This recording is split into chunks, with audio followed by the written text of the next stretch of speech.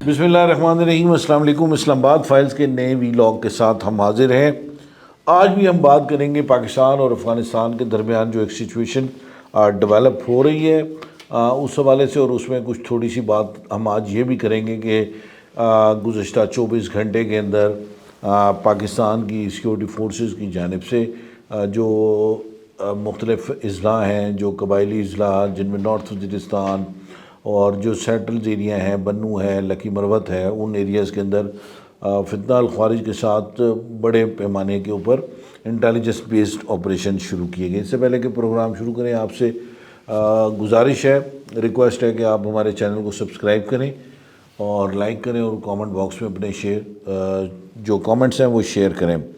بات کا آغاز کریں گے۔ آج کافی ڈیولپمنٹس ہوئی ہیں، فارن آفس کی بریفنگ بھی تھی اس سارے ایشو کے اوپر،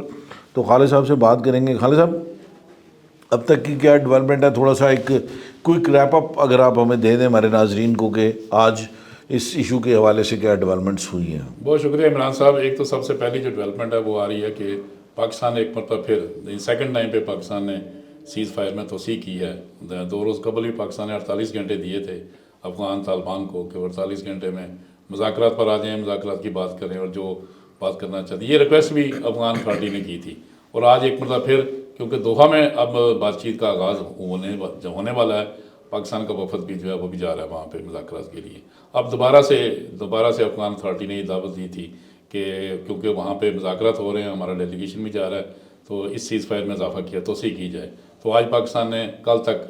جو ہے اس میں توسیع کر دی مزید ہے۔ 48 گھنٹے کی بات تھی، اس میں مزید 24 گھنٹے اس نے 24 گھنٹے جو ہے اس میں دے دیے گئے ہیں، اضافہ ہو گیا اس میں۔ تو اب دیکھیں جی، پاکستان کا ڈیلیگیشن جو ہے وہ جا رہا ہے۔ پاکستان کا ڈیلیگیشن میں اسحاق ڈار شامل ہوگا، سیکورٹی ایڈوائزر بھی شامل ہیں، اور جو ہمارے خصوصی نمائندے ہیں افغانستان کے محمد صادق وہ بھی اس میں شامل ہیں، اور بھی کچھ لوگ ہو سکتے ہیں، لیکن یہ 3 نام ابھی چل رہے ہیں کہ یہ 3 نام پاکستان کی نمائندگی وہاں پہ کریں گے۔ اور اس میں آپ دیکھیں گے جی، قطر، سعودی عرب، UAE، چائنا اور اس طرح کے جو ممالک ہیں وہ اس میں شریک ہو رہے ہیں، اور کچھ ممالک کے جو مندوب ہیں وہ بھی اس میں شریک ہوں گے۔ اب دیکھتے ہیں، اچھا، سعودی عرب بھی، چائنا بھی شریک ہو رہا ہے، چائنا بھی شریک ہو رہا ہے۔ اب دیکھتے ہیں کہ یہ طالبان کس حد تک جا کے وہاں پہ مذاکرات کرتے ہیں۔ پاکستان کا تو ایک ہی مطالبہ ہے کہ یہ سارے ٹریننگ کیمپ بند کر دیں، یہاں پہ دہشت گرد تنظیموں کو یہاں سے ختم کر دیں۔ پاکستان کا تو یہی سنگل مطالبہ ہے۔ اگر وہ مطالبہ مانتے ہیں پھر تو یہ سیز فائر برقرار رہے گا، اگر وہ مطالبہ نہیں مانتے یا کارروائی نہیں کرتے تو پاکستان کے پاس آپشن موجود ہے، تو پاکستان دوبارہ سے اپنی کارروائی کرے گا۔ آپ کی اپنی ایکسکلوسیو نیوز کیا ہے کہ اگر پاکستان یہ مطالبہ کرتا بھی ہے کہ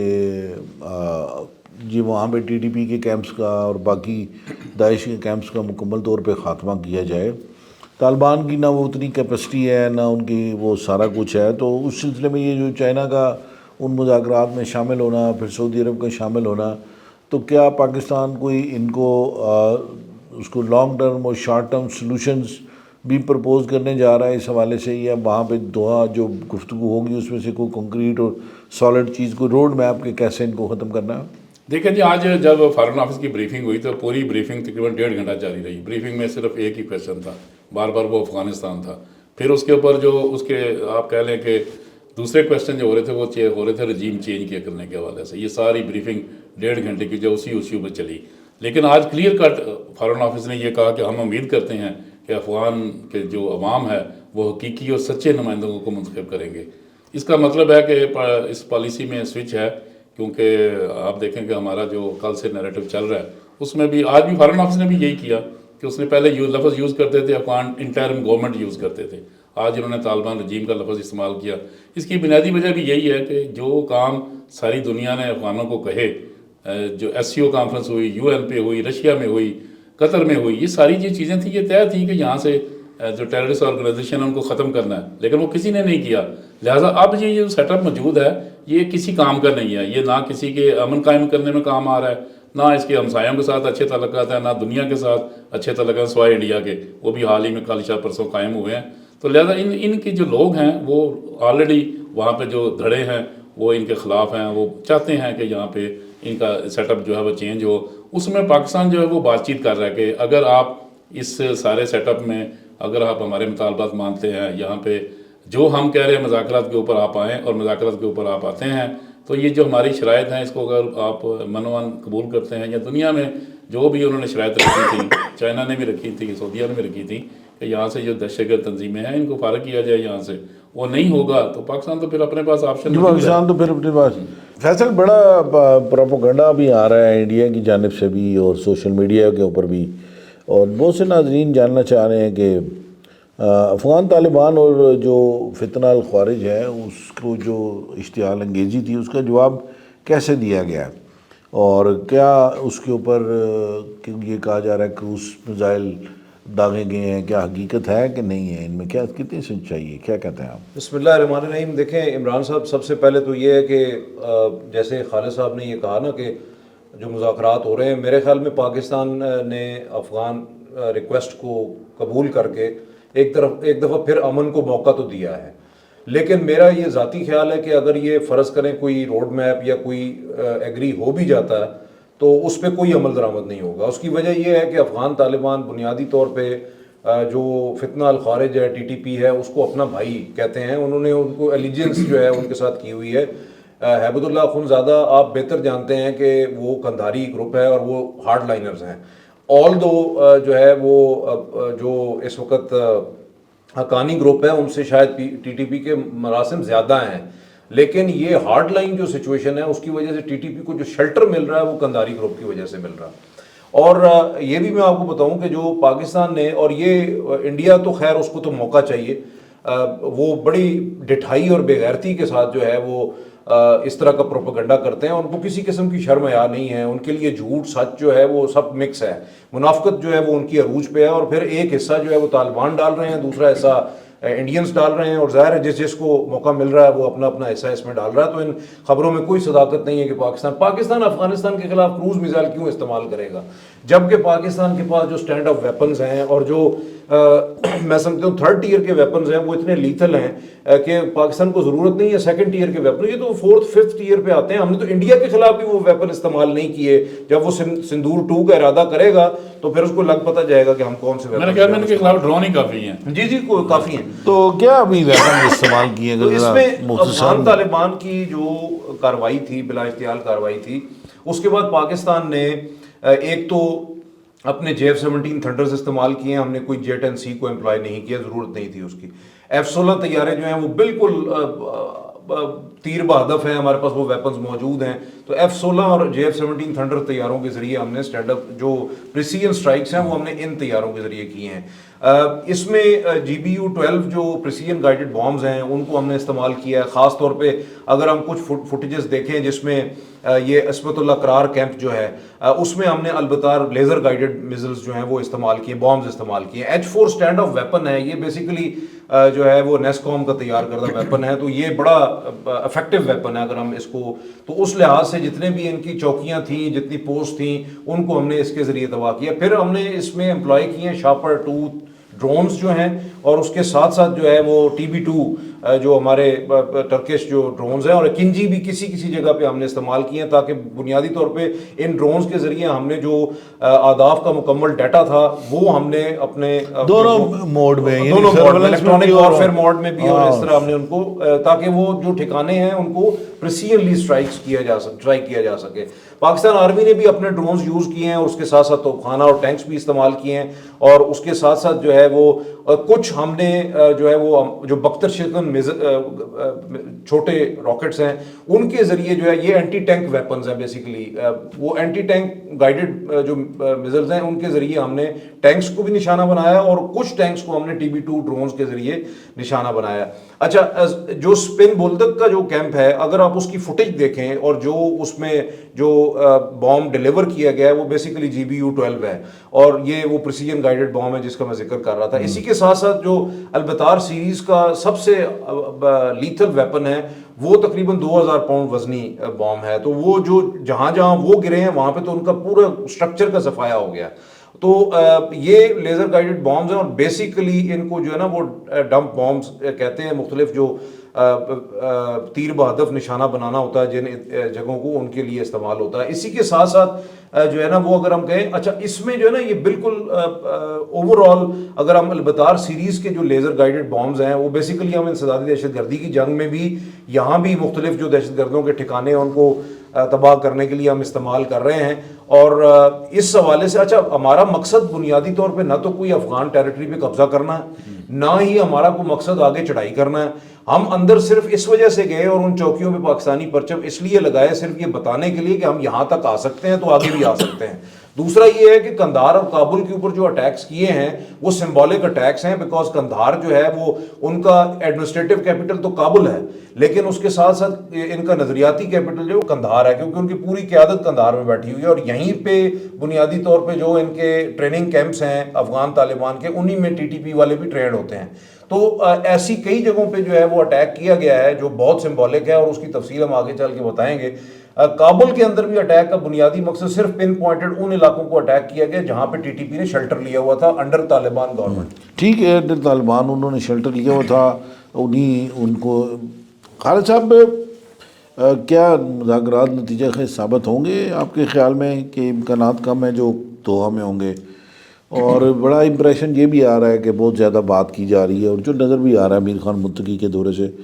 کہ بہت زیادہ وہ انکلائنڈ ہیں ٹورڈز انڈیا. لیکن جی جو ان کا ماضی رہا ہے افغانوں کا وہ تو اچھا نہیں ہے. وہ تو مذاکرات کرتے ہیں اور اس کے بعد جا کے عمل درآمد اس پہ نہیں کرتے. ہمارے ساتھ بھی انہوں نے کئی دفعہ ایسا کیا ہے, بہت ساری ٹاکس ہوئی ہیں جہاں پہ بیٹھ گیا. دوحہ قطر کا جو معاہدہ تھا وہ آپ کے سامنے ہے کہ انہوں نے ایگری کیا تھا کہ وہاں پہ ڈیولپمنٹ کریں گے, لوگوں کو روزگار دیں گے, اور وہاں پہ اکانومی کو تیز کریں گے, اور پاکستان کے ساتھ اچھے ریلیشن بنیں گے, دہشت گرد تنظیموں کو ختم کریں گے, اور سارا پناہ گاہیں جو موجود ہے وہ ساری ختم کریں گے. لیکن انہوں نے کچھ بھی نہیں کیا وہاں پہ. اب بھی یہی ہے, ایک کوشش ہے سعودی عرب کی جانب سے, قطر کی جانب سے, یہ کوشش ہے کہ کسی طریقے سے ان افغانوں کو یہاں بٹھایا جائے اور ان کو راہ راست پہ لایا جائے. اگر وہ راہ راست پہ آتے ہیں تو پھر ویل اینڈ گڈ, پھر تو چلے گا یہ سلسلہ. آپ دیکھیں اگر وہ ماضی اگر دیکھا جائے تو پھر تو بڑا مشکل ہے, لیکن ہو سکتا ہے کہ آپ پریشرائز ہوں, کیونکہ پاکستان نے کافی حد تک ان کی پھر طبیعت صاف کی ہے, اور اس کے بعد ہو سکتا ہے کہ وہ مذاکرات کی میز پر آ جائیں. دوسرا یہ ہے کہ آپ دیکھیں افغانستان میں بھی ان کے جو مخالف دھڑے ہیں انہوں نے بھی سر نکالنے شروع کر دیے ہیں. آج فارن آفس نے تو یہ کہہ دیا کہ ہم کسی گروپ کی سپورٹ نہیں کریں, اور نہ ہی ہم کریں گے, چاہے وہ تاجک ہوں, قندھاری ہوں, کابل کے لوگ ہوں, کسی گروپ کی ہم حمایت نہیں کریں گے. افغانوں کا یہ معاملہ ہے, افغان خود جانیں اور وہ جانیں. اچھا, ویسے یہ ایک بڑا ڈبیٹیبل ایشو ہے نا, اور اس کے اوپر اگر دیکھیں گے ہم, اگر کوئی پروگرام کر سکیں کہ بھائی طالبان اگر افغان عوام نے خود کر رہے ہیں تو پھر انہوں نے کیسے کر رہا ہے نا, یہ بھی ایک بڑا طویل سا اور اس کا ایشو ہے. ایک بڑی جو امپورٹنٹ بات یہ ہے کہ یہ دوحہ مذاکرات میں چائنیز کی شمولیت جو ہے, اس کو آپ کیسے دیکھیں؟ دیکھیں جی, چائنیز جو ہیں ان کے بڑے انٹرسٹ ہیں اب افغانستان میں. چائنیز نے ہیوی انویسٹمنٹ کی ہے افغانستان میں یہ 2022 کے بعد, کیونکہ جو سب سے زیادہ انویسٹمنٹ پہلے تھی وہ امریکہ کی اور انڈیا کی تھی. اس کے بعد 22 کے بعد جو انویسٹمنٹ سب سے زیادہ آئی وہ چائنا کی. چائنا کو اپنی انویسٹمنٹ وہاں پہ سیو کرنی ہے, ان کو وہاں پہ سیف ماحول چاہیے. انہوں نے کئی ریلوے لائن بچھا رہے ہیں, روڈ بنا رہے ہیں, موٹر وے بنا رہے ہیں, یہ سارے چائنیز کے. پاور پلانٹ لگا رہے ہیں وہاں پہ, معدنیات کے اوپر وہ چلے گئے ہیں, یہ سارے جو ہے چائنیز کے پاس ہے اس وقت. زیادہ چائنا یہ چاہ رہا ہے کہ یہ مذاکرات کامیاب ہوں اور ان افغانوں کو بٹھایا جائے تاکہ اس ریجن میں یہ جو گڑبڑ کر رہے ہیں ان کے خلاف کارروائی کی جائے. اصل پریشر جو ہے وہ چائنا کی طرف سے ہے, سعودیہ کی طرف سے ہے کہ یہ لوگ جہاں بیٹھے مذاکرات کریں پاکستان کے ساتھ اور یہ اپنا کام چھوڑیں, اصل کام کی طرف جائیں, یہ کام چھوڑیں اور ان لوگوں کو یہاں سے نکالیں. فیصل, بڑا ایک اہم سوال ہے کہ محتاط جو اندازہ پاکستان نے کابل پر اور قندھار میں 2 اہم فضائی کارروائیاں کی ہیں, ان میں ان کی جانب سے بڑا یہ دعوے تو کیے گئے کہ جی کو بڑے لوگ ہلاک ہوئے ہیں, تو اس میں کوئی حقائق ہے یا یہ متضاد اطلاعات ہیں؟ کیونکہ سوشل میڈیا کے اوپر ان کے انٹیلیجنس چیف کا بھی کہا, مولوی عبدالحق کا, لیکن وہ بھی زندہ, اس کو کچھ ہوا نہیں ہے. تو اس کے حوالے سے کیا؟ عمران صاحب دیکھیں, جو نور ولی محسود کے بارے میں جو ٹی ٹی پی کا کمانڈر ہے, سرغنہ ہے, وہ اس کے حوالے سے تو متضاد اطلاعات آتی رہی ہیں, لیکن اب کچھ شواہد ایسے آ رہے ہیں کہ جو پہلی اسٹرائک کی تھی